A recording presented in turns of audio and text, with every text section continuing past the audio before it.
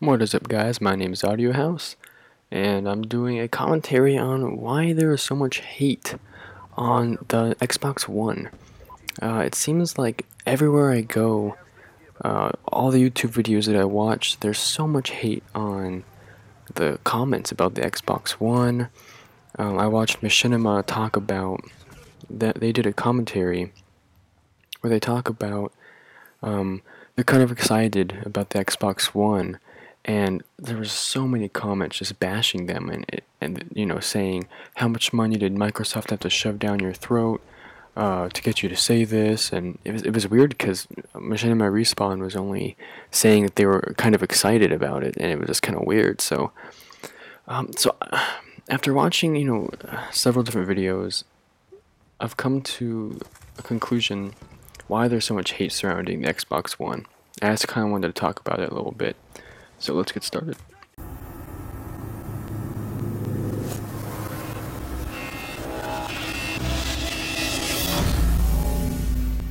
Okay, so I think one of the biggest problems with the Xbox One was their emphasis on media and TV during their big reveal, their console reveal.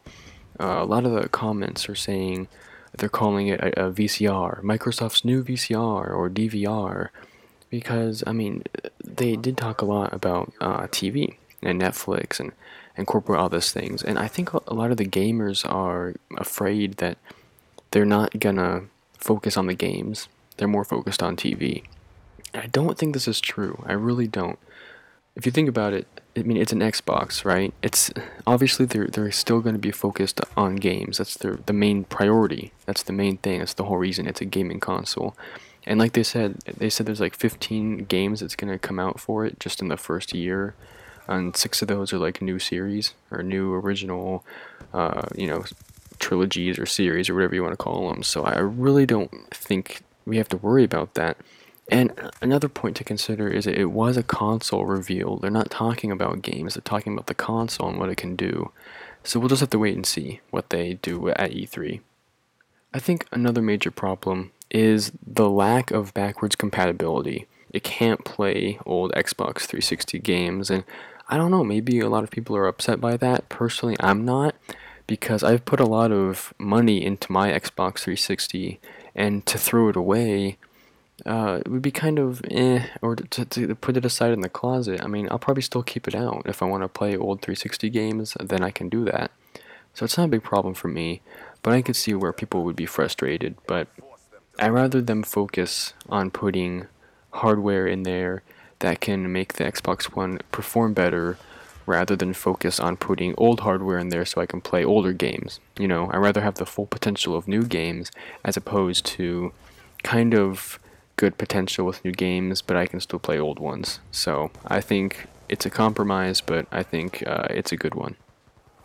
Another issue brought up is the security issue with the Kinect camera always being on.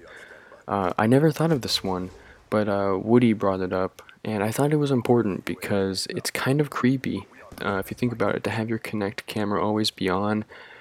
See how many people are in the room. If you say Xbox on, it will turn on, and I don't know if I like this idea. This is the only thing that actually kind of bothers me.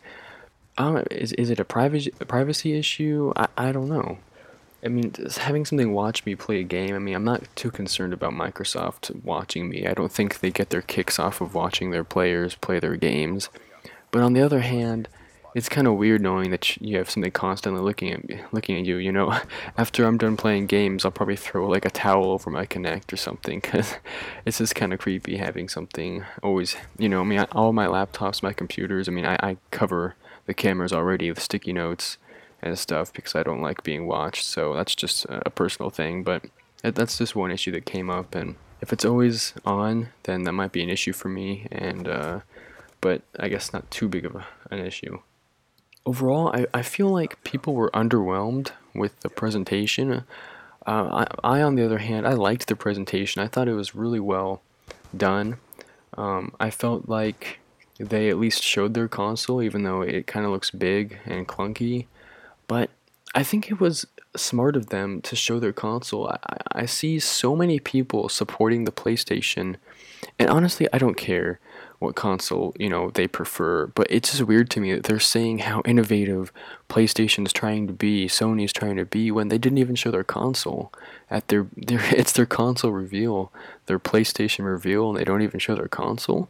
And I think it's weird to me that the Microsoft makes the move and takes the step to show it to people, and then people complain about their presentation being bad. And I mean, yeah, they talked a lot about TV, but the people who spoke, I mean, they gave decent speeches. They didn't try. I watched the PlayStation console reveal, or whatever you want to call it, event, and it was so awkward. The people weren't comfortable speaking on stage. They weren't presenting well. So I don't know. But personally, I think that Xbox did a great presentation. I'm not saying this because I'm an Xbox fanboy or anything. It's just I think the presentation was done better. Is the PS4 going to be better? I mean, hardware. I mean, the thing is the PlayStation 4 looks better. It performs better. It has better hardware on paper, but that's kind of how it is now. I mean, the PlayStation 3 performs better on paper. The way it works, when there's games that are made for multiple platforms, they're made for Windows, and so games can easily be ported over to Xbox. So the PlayStation 3 ends up with less graphics, or whatever you want to call it. It doesn't have its full potential, because when games are ported over to the PlayStation, then stuff's lost and it's not ported over correctly. And the PlayStation, even though it's more powerful on paper, and the real life, it's just as good as the Xbox 360.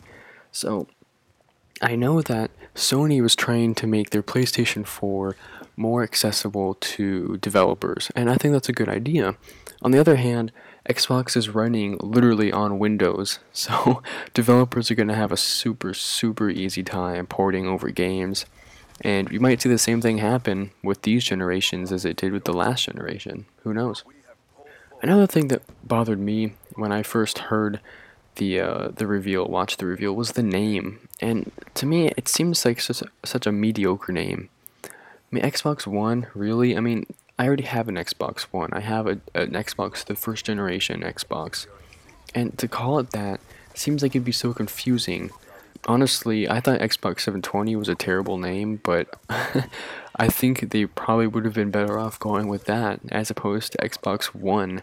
It's just weird. I heard other name ideas. I liked Xbox Infinity. I liked Xbox Fusion.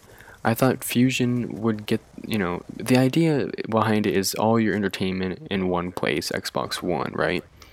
But they could have said, all your entertainment fused together in one Xbox Fusion, or Xbox with infinite entertainment, Xbox Infinity, They could have gone so many different routes that sound better than Xbox One, and it's confusing, especially when you go to the store and you're like, I want Xbox One, and I mean, I guess places like GameStop where they have older Xboxes, it might be more confusing, but I don't know, I just think the name is mediocre, and it's growing on me, but I don't know, it's not even decent.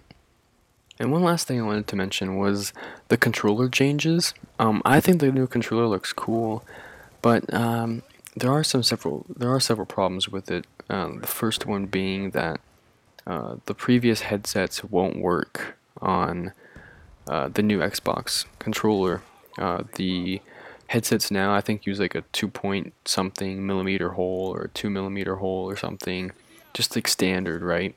And the new Xbox controller, it doesn't have that. It has a special adapter, so I could see maybe people being upset over that, but honestly, I don't think many people even know that. I think they're just hating it because they haven't seen that much gameplay and they think it's just a VCR. And the only other thing I can think about the controller that's bad is the guide button was moved to the very top, but I mean, that's such a slight change. I don't really see that upsetting people. I mean, I think the whole thing looks good. We'll have to see what Sony does too, but overall, I mean, I don't think Microsoft will disappoint. I can see how people can be skeptical, but I'm sure if we hang in there, it will turn out to be a good console.